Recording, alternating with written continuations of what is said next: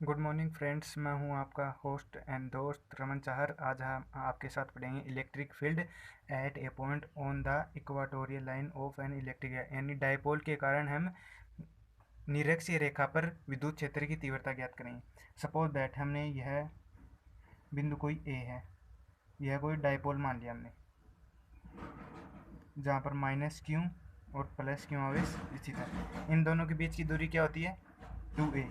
तो आधी क्या होगी इसकी? हाफ, यहाँ तक, यहाँ से लेकर यहाँ तक ए और यहाँ से लेकर यहाँ तक ए।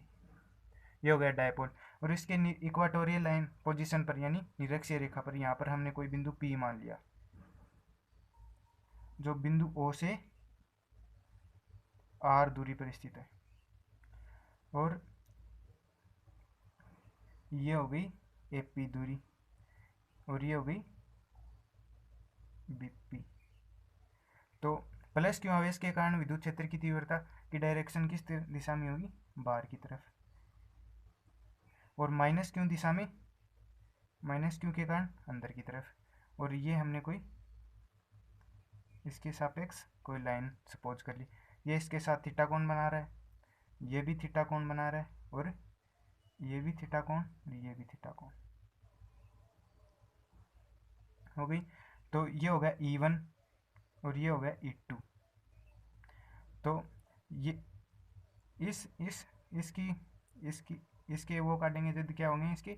E1 कोस थीटा इस E1 के सापेक्ष, और E2 के सापेक्ष क्या होंगे?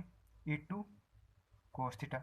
और इस लाइन के इस थीटा के सापेक्ष E1 साइन थीटा, और इसके सापेक्ष इसकी E2 साइन थीटा हो गए।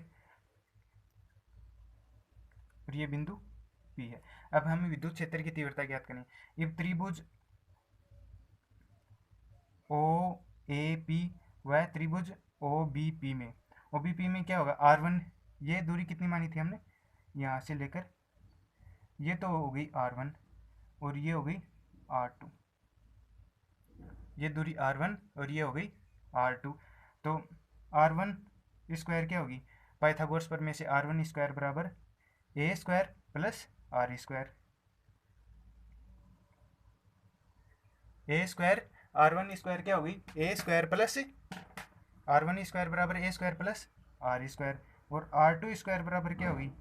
A square plus R square. दोनों का मान है, तो R1 equal to R2 equal to A square plus R square का रूट ऑफ, यानी R1 R2 की वैल्यू क्या होगी? A square plus R square root. तो और ये E1 sine theta E2 sine theta बराबर तथा अपोजिट डायरेक्शन में होने के कारण निरस्त हो जाते हैं, और E1 कोस थीटा और E2 cos theta same direction में होने के कारण ये दोनों जुड़ जाते हैं। तो टोटल इलेक्ट्रिक फील्ड इंटेंसिटी कितनी होगी? E1 बराबर E1 cos theta plus E2 cos theta. E1 का मापांक इक्वल टू E2 का मापांक, यानी E1 E2 दोनों मापांक में बराबर हैं। तो टोटल क्या हुई? 2E1 cos theta. E equal to क्या हुई? 2E1 cos theta. तो E1 बराबर क्या है? 2 इंटू E1, यानी E1 की वैल्यू कितनी आई? KQ अपॉन R1 स्क्वायर होगी। और कोस थीटा क्या होता है? इससे कोस थीटा क्या निकलेगा?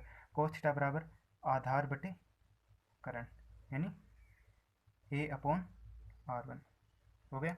तो E equal to 2 into KQ upon R1, KQ A upon R1 की क्यूब हो गया, R1 की क्यूब। अब R1 की वैल्यू क्या है? यहाँ पर हमने क्या काटी थी? A square plus R square root of होगी।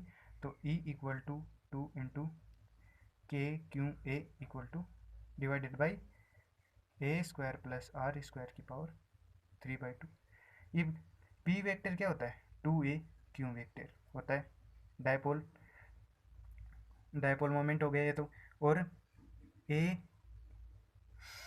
अब हमने सपोज कर लिया R is greater than A, तो A R स्क्वायर की घातों को नगण्य मानने पर तो क्या हो गया?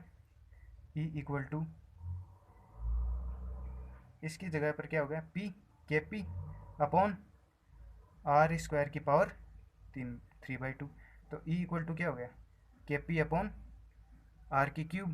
के का मान क्या होता है 1/4 pi epsilon naught P upon R की क्यूब। ये क्या हो गया, electric field at a point on a equatorial line of an electric dipole, यानी द्विध्रुव के कारण उसके निरक्षीय रेखा पर स्थित बिंदु पर विद्युत क्षेत्र की तीव्रता है, जो हमने इससे ज्ञात कर लिया। Thank you, please subscribe and share.